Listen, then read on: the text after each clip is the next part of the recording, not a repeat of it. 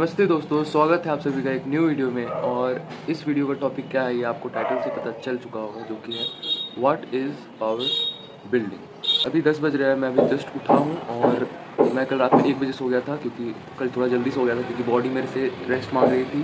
कभी कभी आपकी बॉडी आपसे स्लीप आपसे मांगेगी, कभी कभी आपको सो जाना चाहिए जल्दी, क्योंकि मेरे को भी क्लासेस वगैरह करने रहती है रात में। बट मैं सो गया और अभी मेरे को फ्रेश फील हो रहा है। तो इससे क्या होता है ना, अगले 2 से 3 दिन के लिए मैं अब एनर्जेटिक फील करूँगा। मतलब अगर मैं लेट भी सोता हूँ तो भी कोई दिक्कत नहीं है, ठीक है। तो कभी कभी ये ज़रूरी होता है रिचार्ज करना खुद को ज़ीरो से। तो वीडियो को स्टार्ट करते हैं।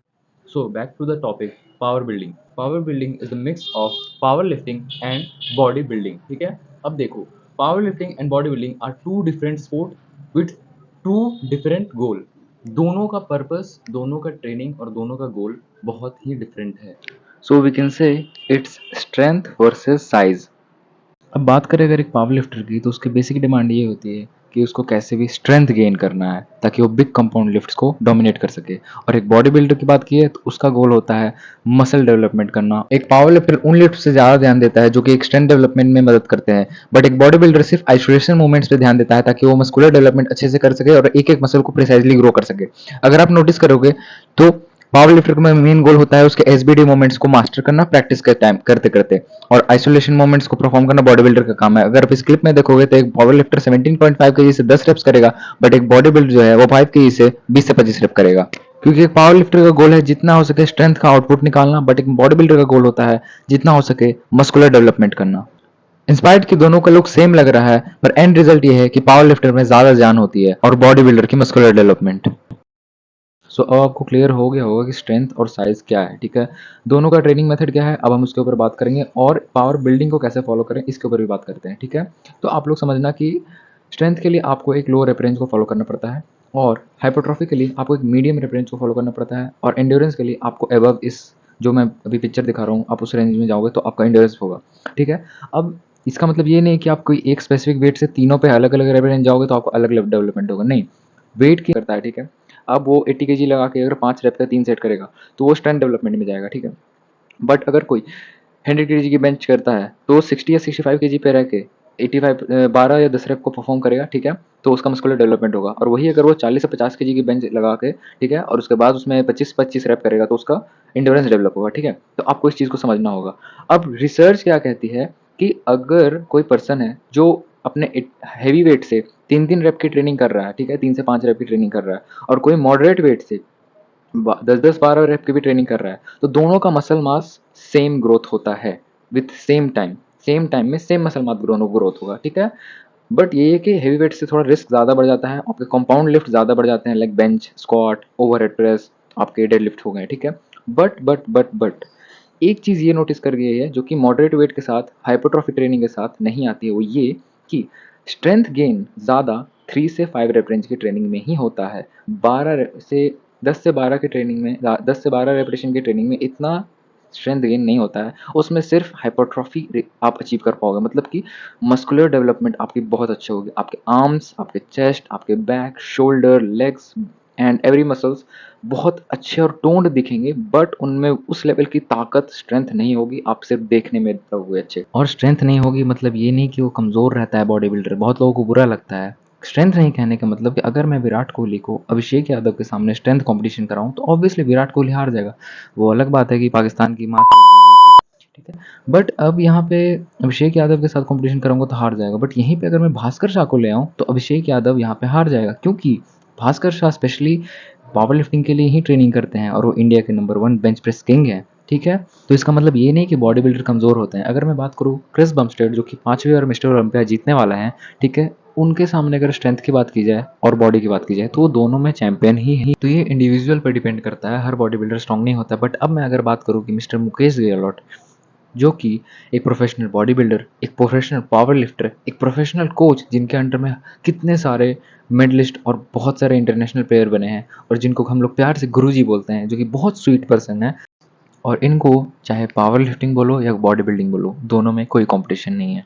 अब आप बोलोगे कि मुकेश गहलोत सर की बात ही अलग है, मुकेश गहलोत सर एक लेजेंड है. ठीक है, तो मैं उनके एक स्टूडेंट के बारे में बात करूंगा जिसका नाम है हिमांशु शर्मा.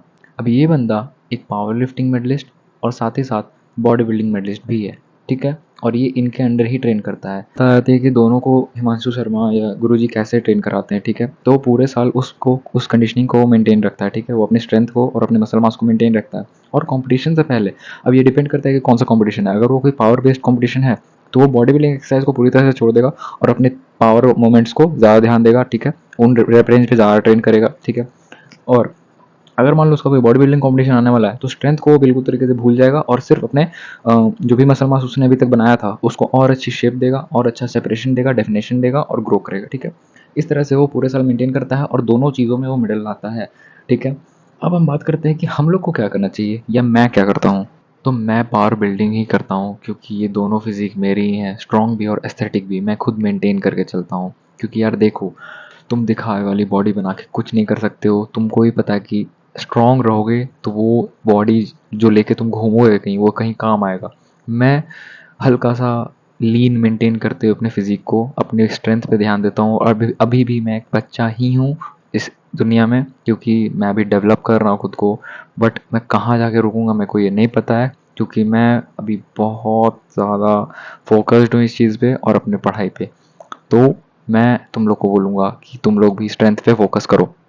एट लास्ट मेरा आप सबको यही मैसेज है कि एक एस्थेटिकली लीन मेंटेन फिजिक रखो, ठीक है। मतलब लीन रहे फिजिक और पावर बिल्डिंग पे ध्यान दो, स्ट्रेंथ बिल्डिंग करो ताकि जो बॉडी आप अच्छा लुक लेके अगर जो घूम रहे हो तो लुक स्ट्रॉन्ग भी हो, ठीक है, सिर्फ देखने को ना हो। मैं ओपिनियन, अगर तुम मेरे एज ग्रुप के हो तो पावर बिल्डिंग पे ही फोकस करो क्योंकि तुमको अभी लीन मेंटेन फिजिक रखना ज़्यादा ज़रूरी है क्योंकि तुमको फिजिकली बहुत ज़्यादा एक्टिव रहना पड़ता है इस एज में, ठीक है।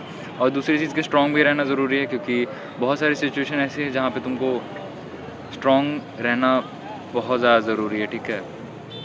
Not mentioning them specifically, but you have to be strong and you have to be fit also. So focus on power building. वो केस में ये चीज़ तुम्हारे ऊपर अप्लाई नहीं होगा। अगर तुम पावर लिफ्टिंग में करियर बनाना चाहते हो या बॉडी बिल्डिंग में करियर बनाना चाहते हो तो तुमको स्पेसिफिकली उस गोल के ऊपर फोकस रहना पड़ेगा ज़्यादा, ठीक है। क्योंकि ऑब्वियसली इंडिया में अगर तुम स्पोर्ट्स में करियर बनाना चाहते हो तो तुमको पहले तो सबसे बड़े मतलब गोल बड़ा रखना पड़ेगा अपना, ठीक है। इंडिया में अगर करियर बनाना है तो इन स्पोर्ट्स एंड फील्ड अगर तुमको करियर बनाना है तो बड़ा गोल रखना पड़ेगा। और दूसरी चीज़ सबसे इंपॉर्टेंट, सिर्फ बड़ा गोल रखने से नहीं होता है, औकात भी नापना चाहिए, ठीक है।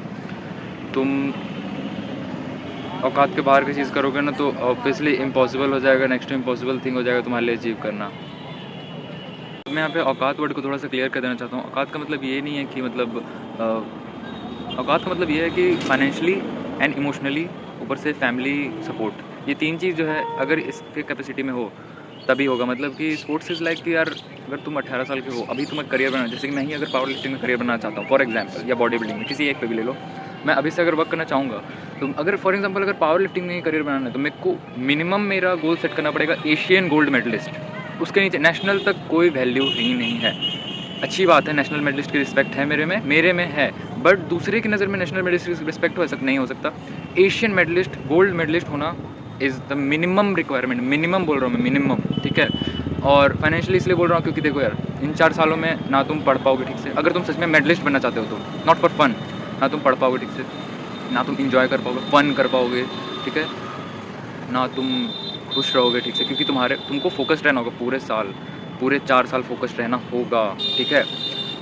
डेडिकेशन लगता है यार, मजाक नहीं होता है। मेडलिस्ट बनना मतलब ऐसा थोड़ी कि मैं हंसते हंसते मैंने गोल्ड मेडल मार दिया, कभी सुना है? नहीं, दिन रात पागल जैसा करना पड़ता है, वर्कआउट, सोना पड़ता है, नहीं सोना ही पड़ता है मतलब।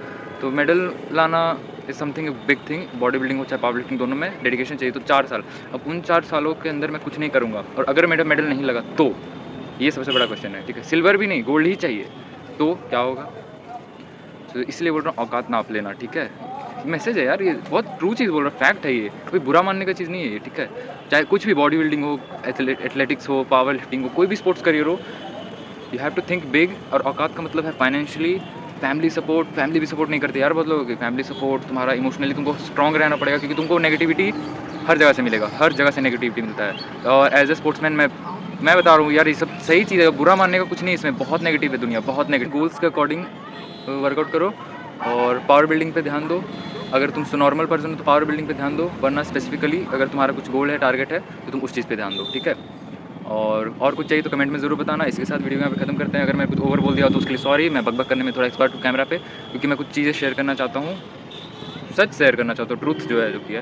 तो वीडियो बहुत लंबी हो जाएगी बकबक करते करते, इसलिए वीडियो को यहाँ पे खत्म करते हैं। वीडियो को लाइक जरूर कर देना और यहाँ तक अगर आए तो सब्सक्राइब भी कर देना और अपने फ्रेंड के साथ शेयर जरूर करना, ठीक है। वीडियो को यहीं पे खत्म करते हैं। Thank you. तो मेरे दोस्तों, अगर तुमने वीडियो यहाँ तक देख लिया तो प्लीज़ एक लाइक ज़रूर कर देना, और अगर वीडियो में मैंने कुछ गलत बोला है तो प्लीज़ कमेंट में मुझे बता ज़रूर देना, और मेरे को इंस्टाग्राम पे ज़रूर फॉलो करो यार, क्योंकि मैं पहले स्टोरी वगैरह कुछ नहीं डालता था, क्योंकि मैं प्राइवेट लाइफ बिल्कुल जीता था, मेरे को कुछ मतलब नहीं रहता था इंस्टाग्राम की स्टोरी वगैरह से। बट अब मैं थोड़ा स्टोरी वगैरह डालने लगा हूँ, तो मेरे को इंस्टाग्राम पर भी ज़रूर फॉलो करना, ठीक है। जीत जोन से है, और बस, थैंक यू।